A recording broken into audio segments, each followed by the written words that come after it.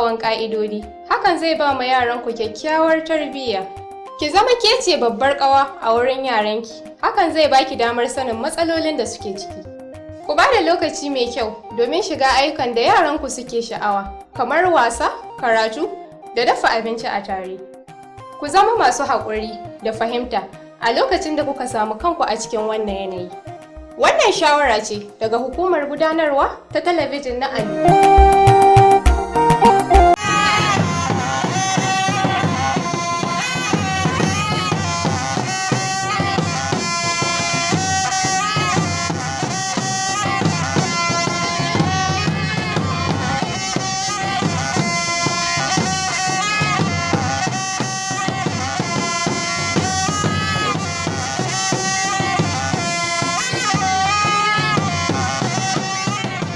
A very good evening. Thank you so much for joining us at this time. Welcome to Alu TV News. Today is Thursday, 8 May 2025, which is equivalent to 9 Zulhijjah 1446 after the Hijrah of Prophet Muhammad, peace be upon him. Amen. My name is Hafsa Muhammad Kabir with the news. First, the highlights. The Sokoto State chapter of Nigerian Union of Pensioners calls on Governor Ahmed Aliu Sokoto to include its members in the newly approved national minimum wage.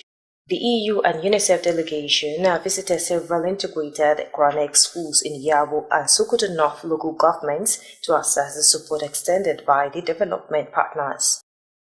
Emir of Kora Namuda celebrates 5th anniversary on the throne. Now, the news in detail.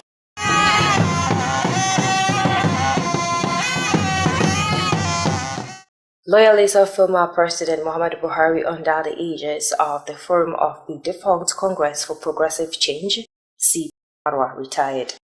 Others included a former Director General of the Voice of Nigeria, Vona Osita Okichukwu, a former presidential aide, Okoyu Obono Obla, and former National Secretary of the APC architect Waziri Bulama, former House of Representatives member Farouk Adamu, representative of the Speaker Tajuddin Abbas and Foreign Affairs Minister Maitama Tugar and many others.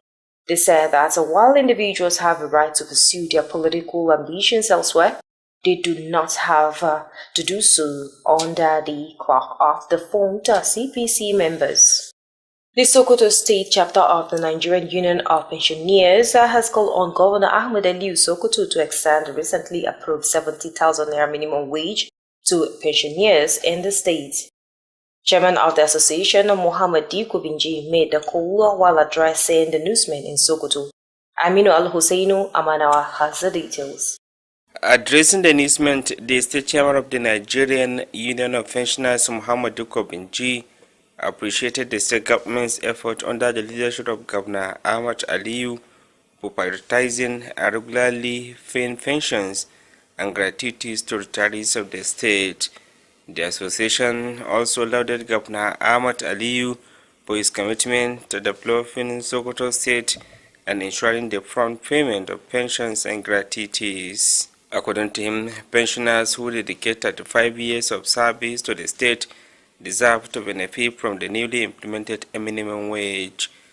The union chairman highlighted that with many pensioners struggling to survive on limited incomes, any support from the government will significantly ease their challenges.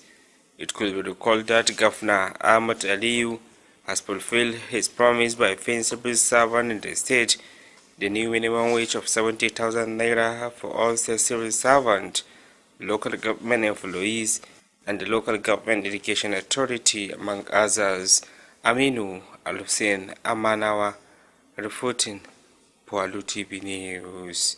The Sokoto State House of Assembly Committee on Religious Affairs has convened a one-day public hearing to deliberate on a bill aimed at repealing the liquor prohibition, manufacture, sales and consumption law of 1996. The hearing, which was held at the Assembly's mini chamber, brought together various stakeholders to gather input before the bill's potential passage into law. Our legislative correspondent, Jamilu Musa Meishanu, has more on the story.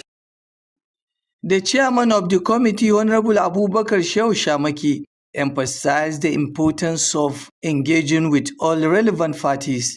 Honorable Shamaki, who also represents Yabo constituency, stated that the committee deemed it necessary to rub minds with stakeholders to ensure the comprehensive review of the proposed legislation. He expressed satisfaction with the oral and written submission presented to the committee, assuring attendees that all contributions will be carefully considered. A key stakeholder, the Commandant of the Sokoto State Hisbah Board, Dr. Usman Abdullahi Jatau, described the bill as timely. He explained that if passed into law, the new legislation will significantly assist the board in diligently exercising its power. Other notable figures and organizations contributed to the discussion.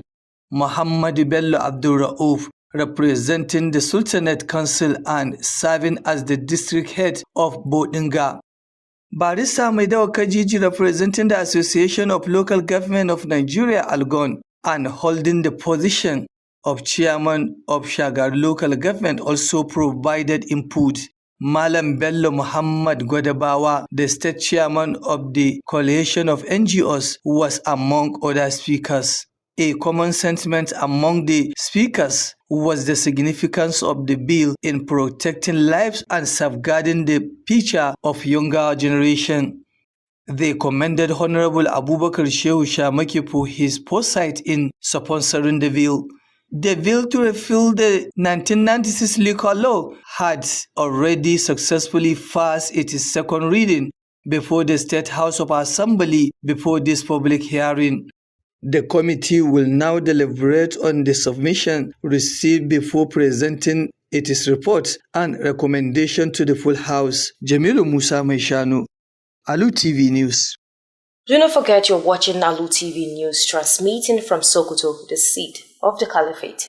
You can also watch us on our social media handles at Alu TV on YouTube channel, while on our Facebook page you can view us at Alu TV News. You can also download our mobile application on the Play Store by searching Alu TV and watch our previous programs or watch us live while the program is running. Now the news continues. Network for Mass Mobilization and Progressive Movement has reaffirmed its unwavering commitment to youth development in Sokoto State. The network said this during a stakeholders meeting of the network this was held at Aliu Gagara Hall of Sokoto North Local Government. Aminu Al-Hussein Amanawa was there and he reports. Coordinator of Network for Mass Mobilization and Progressive Movements, Bashar Ali Mode, during the meeting acknowledged that the younger generation represents the engine of progress for any society. He noted that the association's long-standing investment in human capital and economic empowerment were deliberate steps taken to secure a prosperous future for youth of Sokoto State. He pledged to explore more avenues for youth participation in governance, business and innovation-driven initiatives, saying this was part of their effort to support government policies and programs under the leadership of Governor Ahmad Aliyu. Kebe local government chairman Abdullahi Yarima during the meeting assured his readiness to support the association to carry out its assigned responsibilities. Director Youths of Sokoto State Ministry of Youth and Sport Development Abdurrahman Omar Aliyu called on the association to register with all relevant agencies for them to be able to benefit from the state government's support and grants. 23 local government coordinators of the association were inaugurated during the meeting. Aminu Al-Hussein Amanawa reporting for Alu TV News. In a bid to assess a project supported by development partners, a delegation from the European Union and UNICEF visited several integrated Quranic schools in Yabo local government area and Gidan Igwe in the Rangin Sambo area, as well as the primary health care center in Rumbukawa. The visit aimed to monitor the progress of learners and explore further actions to enhance the quality of education and healthcare in the region. Aisha Abdullahi Aminu was among the entourage and now reports. The supportive initiatives aimed at enhancing foundational literacy and numeracy, as well as improving integrated nutrition and wash services, remain a key focus for UNICEF and its funding partners. During a visit to project sites, the European Union envoy to Nigeria highlighted the commencement of newly launched EU-funded initiatives to address challenges faced by the community, especially the girl child. He emphasized the continued support for integrated Quranic and nomadic schools, along with nutrition services under the EU's humanitarian aid program. According to the envoy, the EU provides over 100 million euros annually, with a significant portion directed towards the northwest region, including Sokoto State.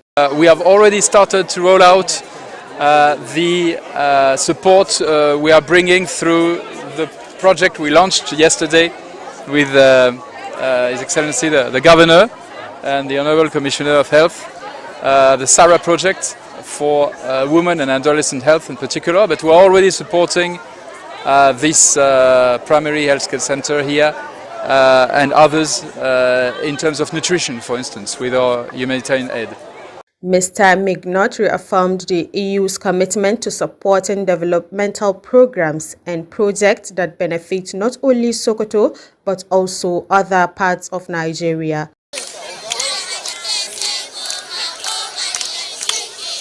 Speaking, the Commissioner for Health, Dr. Faruk Umar Abubakar, stated that the government remains committed to revitalizing and expanding primary healthcare centers. He noted ongoing efforts to improve facilities through the provision of clean water, solar energy installations, and other upgrades to make these centers more conducive for service delivery and capable of meeting increased population demands. I want to assure you, this is just a sample. Already 116 primary health centers have been awarded for revitalization across the state. And this is one of them, and certainly work is ongoing. I've already started visiting some of them where they have completed other local government. So certainly this will be renovated, expanded. Especially you have seen this is the facility with a higher inflow of patients. Certainly we are going to expand it so that it meets the demand and aspirations of the populace and the people around this area. UNICEF Country Representative Christian Munduate acknowledged progress at the primary health care level, but stressed that the number of children needing care remains overwhelming. She called on the state government to increase investment in healthcare infrastructure, citing PHC Rumbakawa as a heavily burdened facility requiring urgent attention. Need more. As you see, this center is overloaded with children who need attention, and the facility cannot cover the attention to all these children. And this is one of the best performing PHC centers. So we really need to do more investments in this regard. As I always say, UNICEF is here to support, but we have to remember that health is not an expenditure. Health for children is an investment, and it should be a priority by the entire country. The EU support system, in collaboration with the state government and other development partners, is expected to initiate further interventions to address these critical needs in Sokoto State. Aisha Abdullahi Aminu, Alu TV News. The Commissioner of Police of Akwa Ibom State Police Command, CP Baba Muhammad Azari, has commended the vigilance and swift action of the police officers for a successful operation which led to arrest suspects. Following credible information regarding a planned kidnapping targeting key personnel within Eket, a coordinated operation led to the apprehension of 6 suspected kidnappers. Acting on the information, operatives of the command mobilized assets, resulting in the arrest of one Joseph Alafia, a male in Oron Town. These initial arrests led to further raids on 2 locations in Afia Inset Eket. The operations jointly conducted by the Kemes operatives resulted in the apprehension of the following individuals: Oyibo Oyibakumo, Wisdom Harry Afaye Oginikon, Dari Olani, who resides in Enugu, and Tita Mercy Amasume.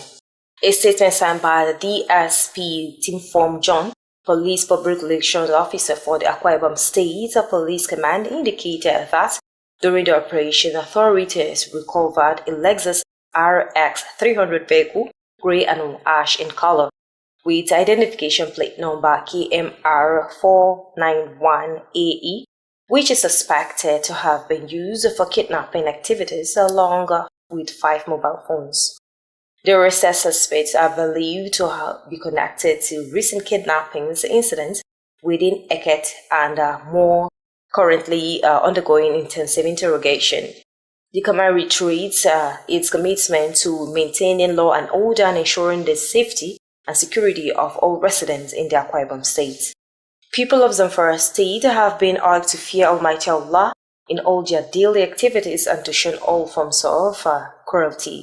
The Emir of Kara Namuda, retired Major Sanusi Muhammad Asha, made the statement during the celebration of his 5th anniversary on the throne. Abaka Tauba was there for Alu TV News.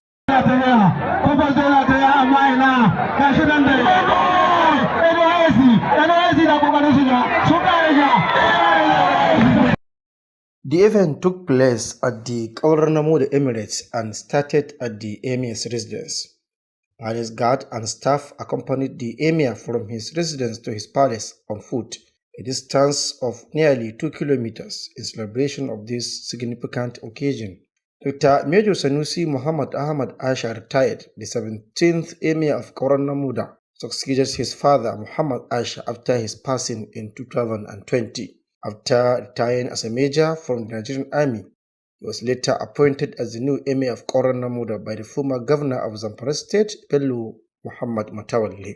The event featured cultural troops, sports, and dance performances to commemorate the Emir's 5 years on the throne. Speaking at the event, the Zamfara State Chairman of the Council of Chiefs and Emir of Anka, Alhaji Ataru Muhammad Ahmad, spoke on behalf of the Emirs in Zamfara. He congratulated the Emir and urged his counterpart to emulate him by promoting peace and unity among their people. In response, the celebrant and the Emir of Kauranamuda expressed his gratitude to all attendees who came to honor him. He also implored the people of the Emirate and Zamfara State at large to fear Allah and to be peacemakers among themselves. The Zamfara State Governor, Dr. Dauda Lawal Dari, sent his congratulations through the Speaker of the Zamfara State House of Assembly, Honorable Bilyaminu Ismail Moriki. Moriki stated that the governor is always concerned about the welfare of the state citizens. As the event concluded, many awards were presented to the Emir of Kauranamuda. The celebration was attended by representatives of the Zamfara State government, politicians, traditional rulers, ulama, members of security agencies, and various community groups, including women and youth. Reporting from Kauranamuda local government area of the Zamfara State, Abakar Tauba. Reporting for Alu TV News.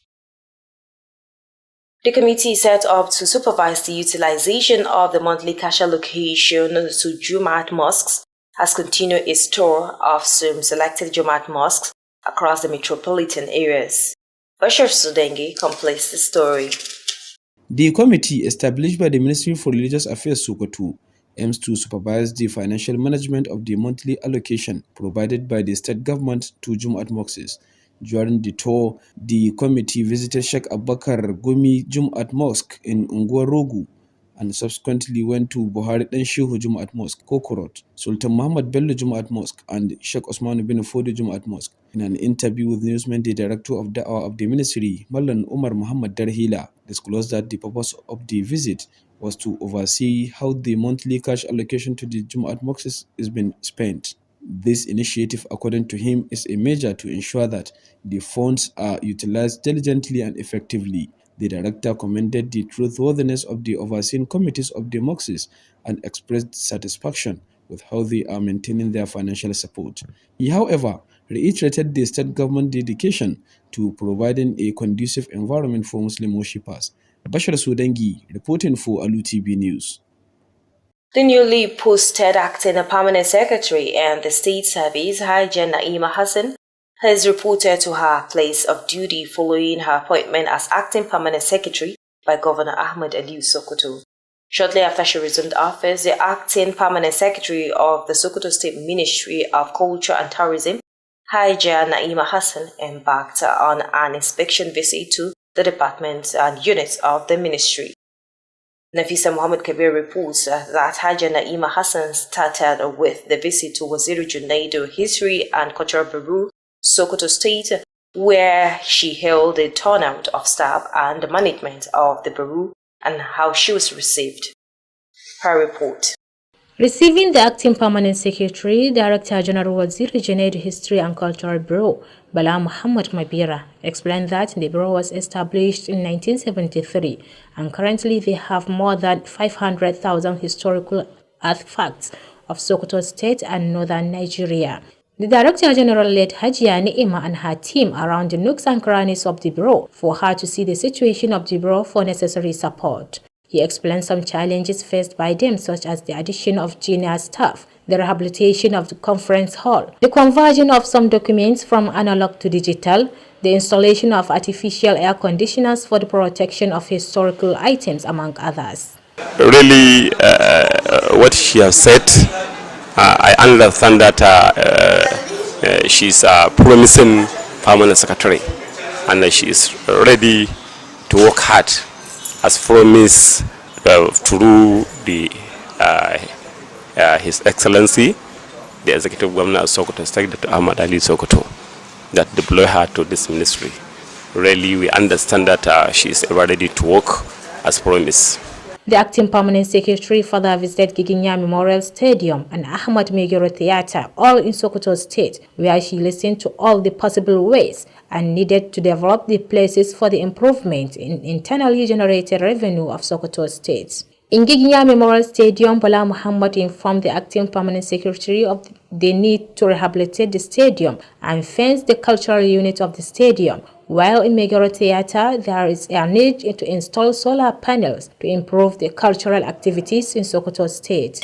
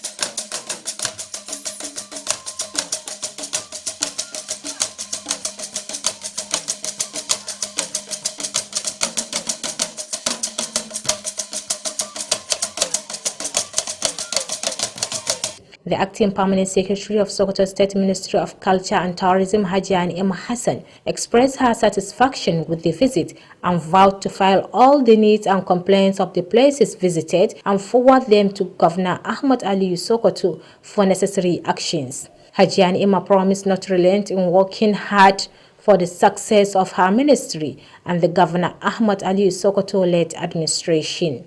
I am Nafisa Kabiru Muhammad reporting for Alu TV News. Gudu local government council have been commended for executing various people-oriented projects across the area. Bashar Sadenge reports that the chairman of the local government project monitoring and verification committee, Sokoto Central Zone, Alhaji Dallatu Sidi Mamman, made the commendation when the committee visited Gudu local government area of the state. While welcoming the delegation, the chairman of Gudu local government, Alhaji Buhari Ahmed Kurdula, expressed gratitude for the visit and wished them a successful journey in all the places the committee will visit. On his part, the chairman of the committee, Alhaji Dallatu Sidi Mamman, attributed the visit to the government effort to ensure effective financial management of the funds allocated to the local government councils. According to him, the committee was mandated to inspect all the projects being implemented and ongoing, as well as the abandoned ones. Tour to local government under our constituents. We are here at Gudu local government for monitoring and verification of abandoned projects, not finished projects, ongoing, the ones that have been awarded but the contractor didn't turn to site. So also with the resources given to administrators and elected chairman. So today we are here to verify and to see for our eyes, and we will go back and report to the government. He also commended the local government council for executing various people-oriented projects across the area. Alu Tv maintained that although the area suffers from water scarcity during the immediate first administration, the story has changed. The chairman therefore advised the chairman of the local government, Buhari Ahmed Kurdula, to consider renovating the council's secretariat. Bashar Sudangi, reporting for Alu Tv News. And that ends the news at this hour. But before we go, another look at stories that made headlines. Reported to you that the Secretary State chapter of the Nigerian Union of Pensioners has called on Governor Ahmed Ali Sokoto to include its members in the newly approved national minimum wage as part of an effort to feel a sense of togetherness. We also brought to you that the EU and UNICEF delegations has visited several integrated Quranic schools in Yabo and Sokoto North local government to assess the support extended by the development partners. We also told you that the Emir of Namuda celebrated his 5th anniversary on the throne as many papers were presented by scholars and intellectuals. On behalf of the news editor Bashar Bakar and the production team, I am still Hafsa Muhammad Kabir saying Shalom, Nigeria.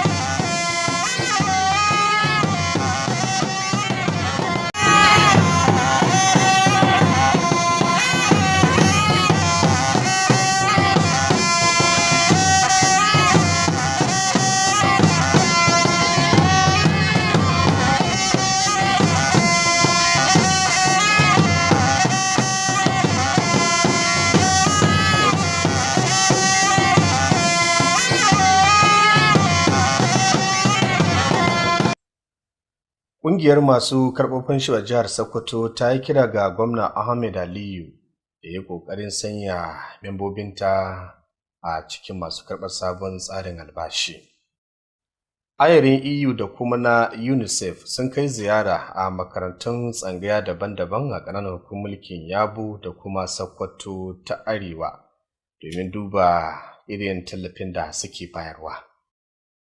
An yi bikin naɗin sarkin ƙauren Namuda shekaru 5 a bisa kan karagar mulki. Jama'a assalamu alaikum, barkanmu da kasancewa da ku a labaran gidan talabijin na Alu TV yau Alhamis 8 ga watan Mayun shekara ta 2025 wadda ta daidai da 9 ga watan Zulqa'ida shekara 1446 bayan hijirar fiyayyen halitta Annabi Muhammadu sallallahu alaihi wasallam daga Makka zuwa Madina. Sunana Hayatu Jigo Dallatu.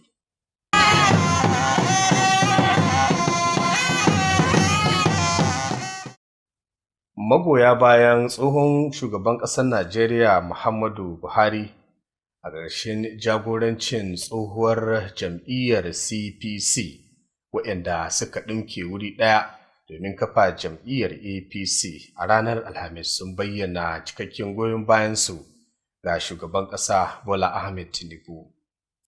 Bayyana haka da suka yi ya tabbatar tare da nuna cewa suna tare da shugaban ƙasa Bola Ahmed Tinubu tare kuma da janyewa abokanansu.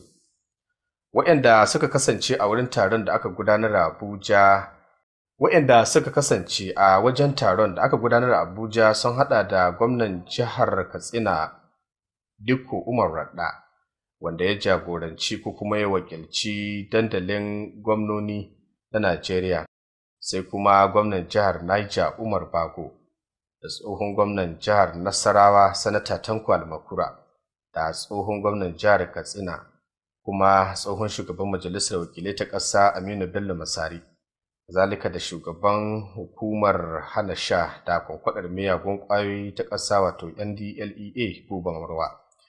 Sauran sun hada da babban daraktan gidan rediyon murin Najeriya Osita Okechukwu da tsohon mai taimakawa shugaban ƙasa Okoy Obono Obla, kazalika da tsohon sakataren jam'iyyar APC Architect Waziri Bulama da tsofaffin 'yan majalisar wakilai da suka hada da Faruku Adamu da shugaban majalisar wakilai Tajuddin Abbas da ministan harkokin ƙasashen waje mai tama tuga da dai sauransu sun bayyana cewa ɗaiɗaikunsu sun kasance tare da Bola Tinubu tun a jam'iyyar CPC, saboda haka ba za su yi ƙasa a gwiwa ba wajen tabbatar da ganin sun ci gaba da mara masa baya. Ƙungiyar masu karɓar fansho ta jihar Sokoto ta yi kira ga gwamna Ahmed Aliyu da ya yi ƙoƙarin sanya 'ya'yanta a cikin masu karɓar sabon mafi ƙarancin albashi da gwamnatin jihar Sokoto ta ɗabakar. Shugaban ƙungiyar Muhammad Dikko Binji shine ya yi kiran lokacin da yake zantawa da manema labarai. Aminu Al-Hussein Amalawa yana kan layi da cikin wannan rahoto. Da yake ƙara haske ga manema labarai, shugaban ƙungiyar 'yan fensho na jihar Sokoto Muhammad Dikko Binji ya yaba wa gwamnatin jiha a ƙarƙashin jagorancin gwamna Ahmad Aliyu bisa ƙoƙarinta na biyan kuɗaɗen fensho da magratuti ga tsofaffin ma'aikatan jiha. Tun da Ahmed Aliyu ya hau, ban taɓa sanin wata guda wanda a biya mu kuɗin pensioners ba, babu wannan wata. Har ya kai fagen kamin shi wani albashi shi kan cewa a biya pensioners. A don haka ƙungiyar ta ƙara jinjina ga namijin ƙoƙarin gwamna Ahmad Aliyu, musamman ƙoƙarin da yake na biyan kuɗaɗen fensho da sauran haƙoƙin ma'aikata a kowane lokaci.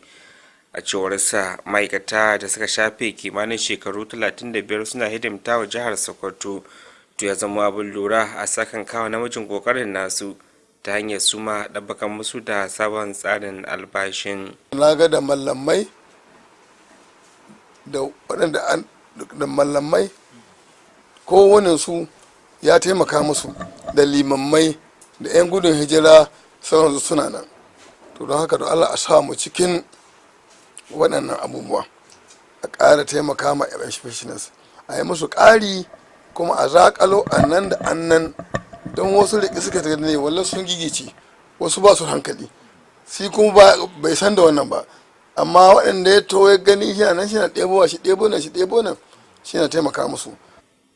A don haka ƙungiyar ta bayyana cewa a shirye take ta kuma yi marhaban da duk wani tallafi da zai inganta rayuwar tsofaffin ma'aikata da makan musu da 'yan matsalolin da suke fama da su nan da can.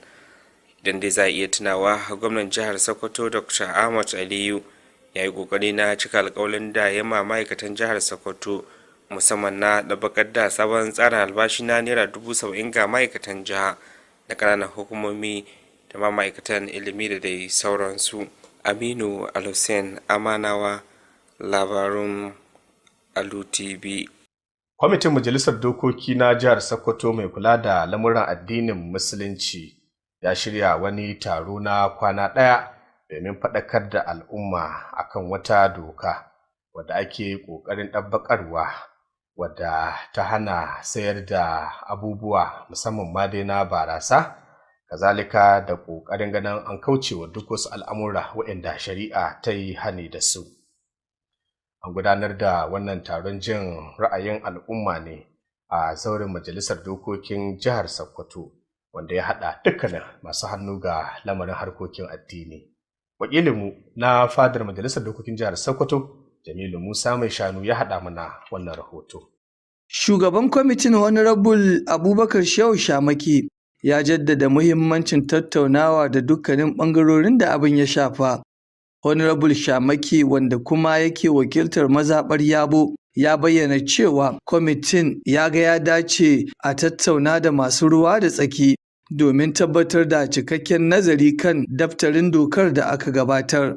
Ya bayyana gamsuwarsa da bayanai na baka da kuma rubutattu da aka gabatar wa kwamitin, inda ya tabbatar wa mahalarta taron cewa za a yi la'akari da dukkan gudunmuwar da aka bayar.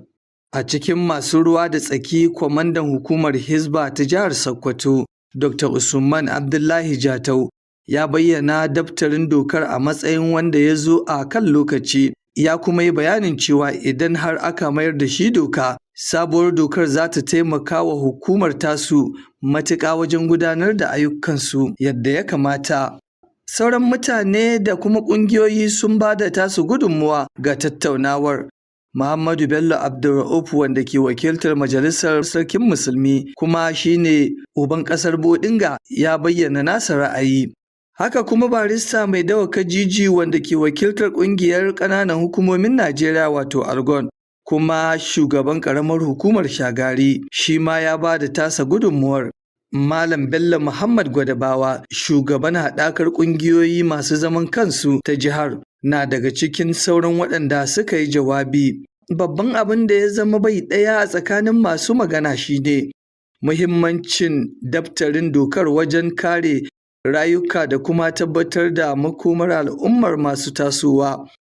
Kana sun yabawa Honorable Abubakar Shehu Shamake saboda hangen nesan da ya yi wajen gabatar da wannan daftarin dokar.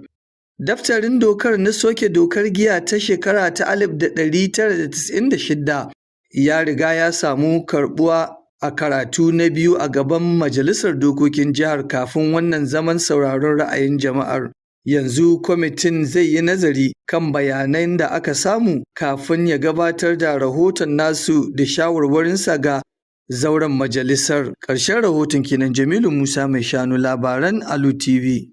Kada ku shafa, kuna sauraron labarun ne daga nan gidan talabijin na Alu TV da ke watsa shirye-shiryensa a Sokoto birnin Shehu.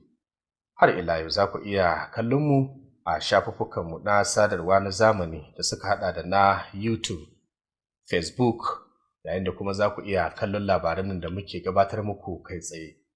Za ku iya sauke manhajojin Alu TV musamman ma dai waɗanda ake samu a ma'ajiya ta Alu TV, tare da kallon shirye-shiryen da muke gabatarwa da waɗanda suke tafiya a halin yanzu. Labaran za su ci gaba. Wata ƙungiya mai suna Network for Mass Mobilization and Progressive Movements a Turance ta sake jaddada ƙudurin da take da shi wajen ganin an samar da ci gaban matasa. Wannan ƙungiya dai ta bayyana haka ne a lokacin da ta gudanar da wani taro a ɗakin taro na Aliyu Gagare da ke cikin ƙaramar hukumar mulkin Sokoto ta Arewa. Aminu Alhussaini Amanawa yana kan layi da cikin wannan rahoto.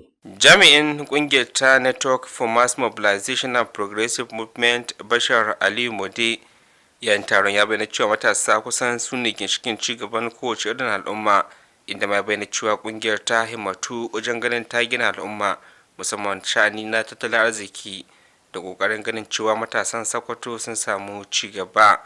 A da haka ya bayar da tabbacin ci gaba da fitowa da shirarren da ke da manufar ganin an karfafi matasa sun shiga an dama da su a sha'anin shugabanci, sha'anu na kasuwanci da ma dabarun ci gaban fasahohin zamani, inda bayyana cewa yana daga cikin kokarin kungiyar na ganin cewa ta mara baya ga shirarwa da kokarin gwamnatin jihar Sokoto karkashin jagorancin gwamna Ahmad Aliyu. Shugaban karamar hukumar mulkin Kebbi Abdullahi Yarima da yake magantawa a wajen taron ya sha alwashin bayar da goyon baya ga haɗin kai ga ƙungiyar domin samun nasarar shirarwar da ta tunkara a nan gaba. Shi ma nasa a ɓangaren daraktan lamuran matasa na ma'aikatar matasa da wasanni ta jihar Abdulrahman Umar Aliyu ya bayyana buƙatar da ke akwai ga ƙungiyar da ta kasance ta rijista dukkanin masu ruwa da tsaki domin samun damar amfana da shirarwar gwamnati. A lokacin taron dai ƙungiyar ta ƙaddamar da jami'anta na ƙananan hukumomi 23 domin tallafa mata wajen gudanar da ayyukanta. Rashin rahoton kenan. Aminu Alhussaini Amanawa, labarun Alu TV. A ƙoƙarin gano ayyukan da suke tallafawa a kai, ƙungiyar EU kazalika da asusun tallafawa ƙananan yara na Majalisar Ɗinkin Duniya yanzu haka dai sun kai ziyara a wasu makarantun tsangaya da ke ƙaramar hukumar mulkin Yabo kazalika da karamar hukumar mulkin Sokoto ta Arewa domin tabbatar da idanunsu abubuwan da suke tallafawa a kai. Wannan ziyara dai na da zimmar ganin wato tallafin da suke bayarwa ana samun ci gaba da kuma ƙoƙarin ɗaukar wasu matakai ta yadda za a ƙara inganta makarantun. Aisha Abdullahi Aminu na tare da ayarin kuma ga abin da ta kalato muna. Shirye-shiryen tallafin na da nufin inganta karatun addini da na zamani da kuma gyara ayyukan kiwon lafiya da tsaftar muhalli sun ci gaba da zama ginshiƙi ga hukumar asusun tallafawa ƙananan yara na Majalisar Ɗinkin Duniya wato UNICEF da abokan hulɗarta da ke tallafawa. A yayin da jakadan Tarayyar Turai a Najeriya ya kai ziyara zuwa wuraren aikin, ya jaddada cewa sun fara aikin sabbin shirye-shiryen da Tarayyar Turai ta ɗauki nauyi domin shawo kan ƙalubalen da al'umma ke fuskanta musamman 'ya'ya mata. Ya jaddada ci gaba da goyon bayan makarantu masu haɗin karatun Alƙur'ani da na zamani tare da ayyukan kiwon lafiya ga yara ta hanyar shirin agajin jin ƙai na Tarayyar Turai. A cewar jakadan, Tarayyar Turai na bayar da sama da Euro miliyan 100 a duk shekara, inda yawancin wannan tallafi ke zuwa yankin Arewa maso yamma ciki har da jihar Sokoto. Mr. Mignot ya sake tabbatar da ƙudurinsa na ci gaba da tallafawa shirye-shiryen ci gaba da ayyuka da za su amfani ba iya kaɗai 'yan jihar Sokoto ba har da sauran sassan Najeriya.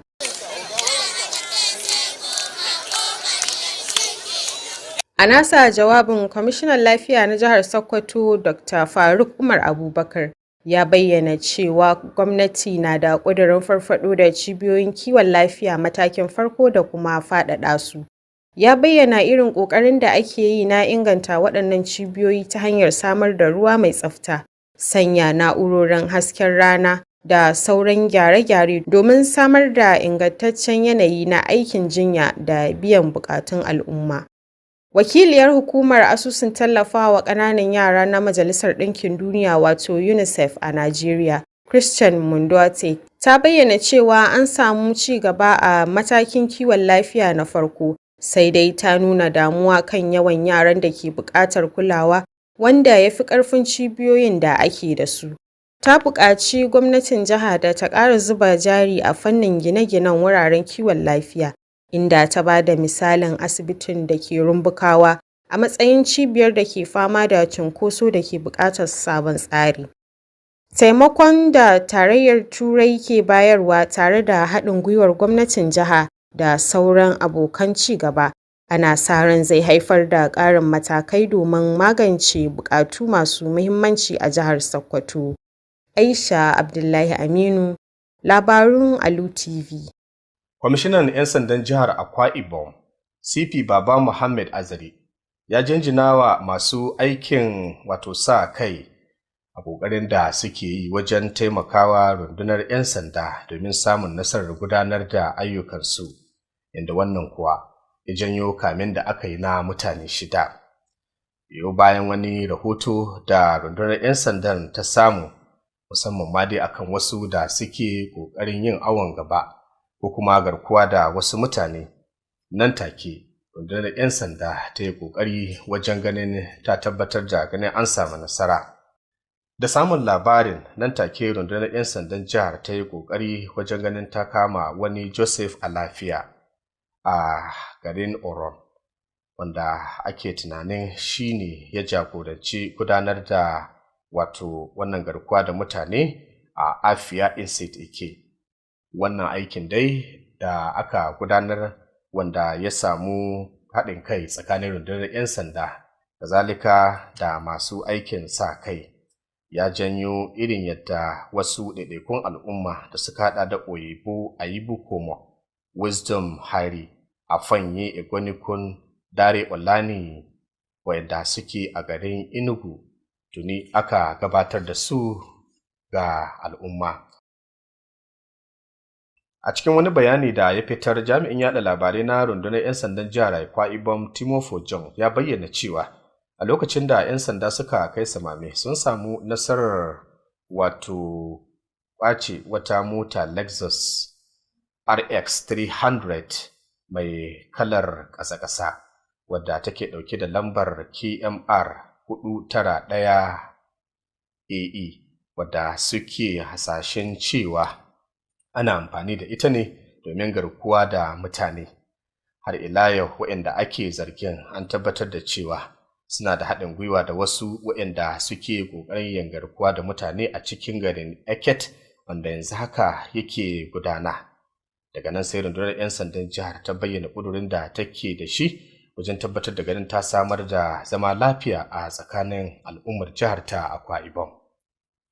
An buƙaci al'ummar ƙaramar hukumar Ƙauren Namuda da ke jihar Zamfara da su ji tsoron Allah a daidai lokacin da suke gudanar da ayyukansu na yau da kullum.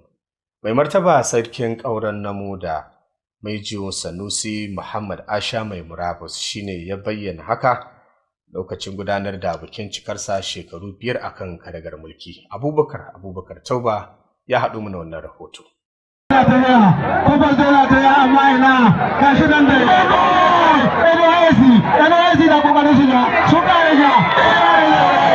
Bukin dai ya gudana ne a harabar masarautar Ƙauren Namuda wanda aka fara shi a gidan mai martaba sarkin kyawun Ƙauren Namuda. Fadawan sarki dai ne da ma'aikatansa da kuma al'ummar gari suka rako rakeyan tayar tattaki daga gidansa zuwa masarautar wanda ke da tsawon kilomita 2 a wani mataki na taya shi murnar cika shekara 5 akan karagar mulki. Dr. Mejo Sanusi Muhammad Ahmad Asha mai ritaya shine sarki na 17 na masarautar ta Ƙauren Namuda wanda ya gaji mahaifinsa Muhammad Asha bayan rasuwarsa a shekarar 2020.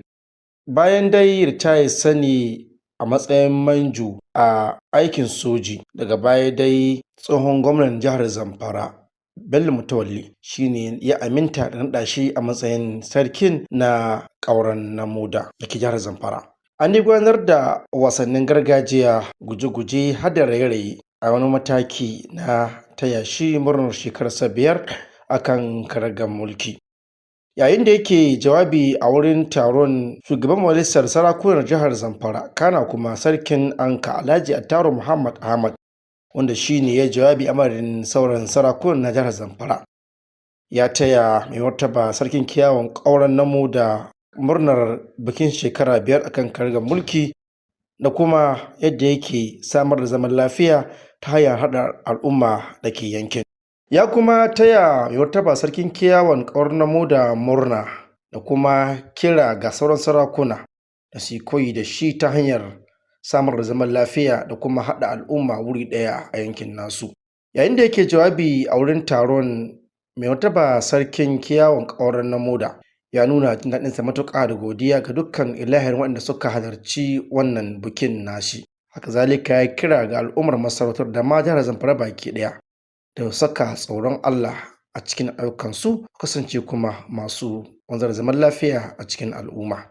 Zan yi amfani da wannan dama in miƙa godiya ta musamman ga mai daraja tsohon gwamnan jihar Zamfara Dr. Bello Matawalle Maradu wanda shi ya ɗauko da gidan soja ya kawo kuma yanzu shi ne Minister of Defense. Allah ya saka mai da alheri.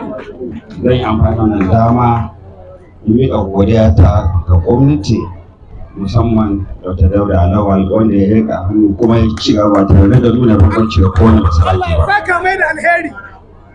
Shi ma a nashi haujin gwamnan jihar Zamfara Dr. Dauda Lawal Dare wanda kakakin majalisar jihar ya wakilta Honorable Bilyaminu Ismaila Mauriki ya taya sarkin murna na cikarsa shekara 5 akan karagar mulki. Kazalika Mauriki ya ƙarar cewa gwamnan jihar a kodayaushe na da ƙudurin samar da walwala a cikin al'ummar jihar. A dai ƙarshen bikin dai an gabatar da kyaututtuka ga mai martaba sarkin kyawun Ƙauren Namuda. Bikin dai ya samu halartar wakilai daga gwamnatin jihar Zamfara, 'yan siyasa, sarakuna, malaman addini, jami'an tsaro, matasa, 'yan kasuwa da dai sauransu. Daga ƙaramar hukumar mulkin Ƙauren Namuda da ke jihar Zamfara, ni ne Abubakar Tauba, labarun Alu Tv. Kwamitin da gwamnatin jihar Sokoto ta kafa domin yin duba akan yadda ake kashe kudaden da take bayarwa ga masallatan Juma'a da ke faɗin jihar Sokoto yana ci gaba da rangadi a masallatai daban-daban domin tabbatar da ganin kwalliya tana biyan kuɗin sabulu. Bashir Sodangi na tare da ayarin kuma ga rahotonsa. Kwamitin wanda ma'aikatar lamuran addini ta jihar Sokoto ta kafa yana da manufar bibiya tare da bincikar yadda ake tafiyar da kuɗaɗen da ake bayarwa na tallafi na wata-wata ga manyan masallatan Juma'a a faɗin jihar nan. A lokacin ziyarar kwamitin ya ziyarci babban masallacin Juma'a na Sheikh Abubakar Gumi da ke unguwar Rogo, inda daga nan ya zarce zuwa masallacin Juma'a na Buhari Dan Shehu da ke Koko Road, sai kuma masallacin Juma'a na Sarkin Musulmi Muhammadu Bello da kuma masallacin Juma'a na Sheikh Usman bin Fodi duka dai a nan jihar Sokoto. A zantawar da ya da manema labarai, daraktan da'awa na ma'aikatar Mallam Umar Muhammad Darhila ya bayyana cewar ziyarar dai tana da manufar bincika tare da ganin yadda aka tafiyar da waɗannan kuɗaɗen da ake baiwa masallatai tare da tabbatar da cewar an kashe su ta hanyar da ta dace. A cewar sa wannan na da manufar tabbatar da ana amfani da kuɗaɗen kamar yadda aka tsara tun daga farko. Daraktan haka zalika ya yaba wa riƙon amanar 'yan kwamitin masallatai tare da bayyana gamsuwarsa da yadda suke tafiyar da waɗannan kuɗaɗen. Haka zalika jaddada ƙofar gwamnatin jihar Sokoto wurin samar da ingantaccen muhalli ga al'ummar musulmi a lokacin ibada. Shine domin mu ga yaya suke amfani da waɗannan kuɗaɗen, kamar yadda muka taɓa yin ziyara ta farko muka ga yadda suka gudanar da waɗannan abubuwa, to haka muke so mu ga ci gaban da aka samu da kuma nasarori, kuma idan muka ga wasu matsaloli sai mu yi ainihin mu bi hanyoyin da ya kamata a bi a walwale domin cimma nasara ga wannan manufa ta wannan gwamnati mai albarka a takaicin takaitawa. Bashir Sudangi, labarun Alu Tv. Sabuwar babbar sakatariya wadda aka tura aiki Hajiya Ni'ima Hassan yanzu haka dai ta soma aikinta biyo bayan sauya wurin aiki da gwamna Ahmed Aliyu yayi ga manyan sakatarorin jihar Sokoto. Jim kaɗan bayan shigarta a ofishin nata, mai riƙon mukamin babban sakatare na ma'aikatar kula da al'adu da yawon buɗe ido Hajiya Ni'ima Hassan ta soma dudduba wasu kayayyaki da kuma abubuwan da ke kai suke komowa a cikin ma'aikatar. Wakilinmu Nafisa Kabir Muhammad ta bayyana cewa ma'aikata musamman waɗanda suke a wuraren da babbar sakatariyar ta kai wannan ziyara da suka hada da gidan tarihi na Waziri Janaidu da kuma wato sashen raya al'adu na jihar Sokoto sun yi lalemar haban da zuwanta, tare kuma da jinjina mata akan ayyukan da za ta gudanar. Gawar rahoton nata.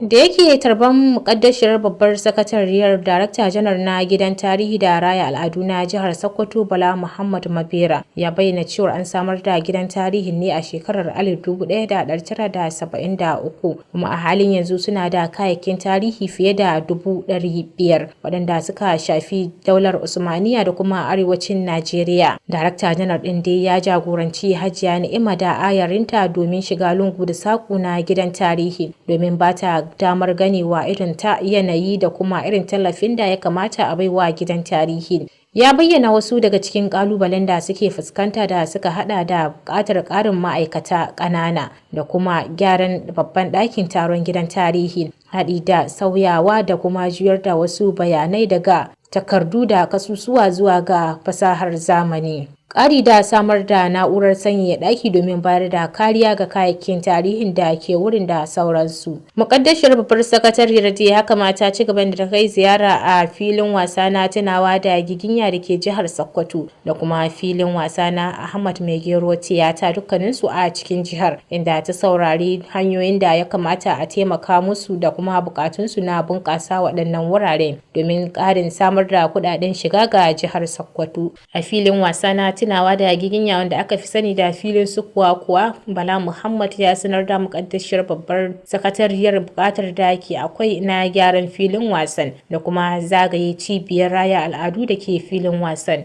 Tun 97 an kai passing law into order, an kai House Assembly sun kai edit, an kai doka wata haɗa history bureau and culture department. Yayin da a wajen wasa na Mai Gero Tiyata kuma ya bayyana buƙatar da ke akwai na samar da fitilu masu aiki da hasken rana domin bunƙasa ayyukan al'adu a jihar Sokoto. Muƙaddashiyar babbar sakatariyar ma'aikatar al'adu da yawon buɗe ido Hajiya Ni'ima Hassan dai ta bayyana gamsuwarta kan ziyarar da ta kai, inda ta sha alwashin rubutawa da ɗaukar dukkanin bukatunsu da ƙorafe-ƙorafensu a wuraren da ta ziyarta domin kai bayanin ga gwamnan jihar Sokoto Ahmad Aliyu domin ɗaukar matakan da suka dace. Hajiya Ni'ima dai ta yi alƙawarin ba za ta yi ƙasa a gwiwa ba ta hanyar aiki tuƙuru domin samun nasarar ma'aikatarta da kuma gwamnatin Ahmad Aliyu Sokoto. Ƙarshen rahoton kenan, Nafisa Kabiru Muhammad, labaran Alu TV. An jinjina wa karamar hukumar mulkin Gudu akan yadda take aiwatar da ayyukan ci gaba ga al'ummarta. Wakilin Bashir Sodangi ya bamu labarin cewa shugaban kwamitin dudduba ayyukan gwamnatin jihar Sokoto, musamman ma dai na Sokoto ta tsakiya, Alhaji Dalhasi da Mamman shine yayi jinjinar a lokacin da kwamitin ya kai ziyara a karamar hukumar. Gashi dauke da cikin wannan rahoto. A lokacin da yake maraba da ayarin, shugaban karamar hukumar mulkin Gudu Alhaji Buhari Ahmad Kurdula ya bayyana jin daɗin sa dangane da ziyarar, inda ya ma kwamitin fatan alkhairi tare da fatar ya kammala aikin sa lamu lafiya. A nasa bangaren shugaban kwamitin Alhaji Dalatu Sidi Mamman ya alakanta ziyarar da hoɓɓasar da gwamnati ke yi wurin bincikar yadda ake tafiyar da kuɗaɗen da ake aikawa ƙananan hukumomi. A cewar sa, an wajabta ma kwamitin binciken dukkanin ayyukan da aka gudanar, musamman ma dai gwamnatocin da suka gabata da ma gwamnati mai ci, da waɗanda suke tafiya a hali yanzu da ma waɗanda aka yi fatali da su. Haka zalika ya yaba wa ƙaramar hukumar kan gudanar da wasu ayyuka masu amfanin al'umma a faɗin yankin. Kaga yanzu mun ga yayi aiki. Duk inda babu ruwa mun gani da kanmu. Inda ma bohol yake da nisa an sa pipe ya kai ga jama'a. Mun ga ai wurin da ruwa ka banna an yi gotoci. Inda ba a yi ba ruwa ka banna kuma ana nan an yi rubutu kuma na ce a fara tun ba a fara ruwa ba. Makabartar da ba kare ba na ce mace amma ya kare ta. Don kantun ba ya fara so shi ya kare ta inda za a sa bayan Allah. Dalatu Sidi ya kara da cewar duk da an fuskanci matsalar ruwan sha a inda aka fito a gwamnatin da ta gabata, sai da yanzu labarin ya sha bamban. Shugaban daga bisani ya shawarci shugaban karamar hukumar da ya duba yiwuwar sake gyara da kuma fasalin sakatariyar karamar hukumar. Ƙarshen rahoton kenan. Bashir Sodangi, labaran Alu TV. To da wannan rahoto na Bashir Sodangi muka zo ƙarshen labaran gabaki daya, amma kafin ne sallama da ku, bari na sake so muku wasu daga cikin muhimman kanun su. Mun ba ku labarin cewa kungiyar masu karɓar fansho a jihar Sokoto ta yi kira ga gwamna Ahmed Aliyu da ya yi ƙoƙarin sanya 'ya'yanta a cikin waɗanda za su ci gajiyar sabon ƙarin albashi da aka yi a jihar Sokoto. Har ila yau kun ji cewa ayarin EU da kuma na UNICEF sun kai ziyara a wasu makarantun tsangaya da ke ƙananan hukumar mulkin Yabo da kuma Sokoto ta Arewa domin duba irin tallafin da suke samarwa ga waɗannan makarantun. Daga ƙarshe kuwa kun ji cewa an gudanar da bikin cikar shekaru 5 na mai martaba sarkin ƙauren Namuda, inda aka gabatar da muƙalai daban-daban a lokacin bikin. A madadin wanda hidimar ta ci labaran Bashir Abubakar da sauran abokan aiki, Hayatu Jibu da Latuke ce da ku, mu kasance lafiya.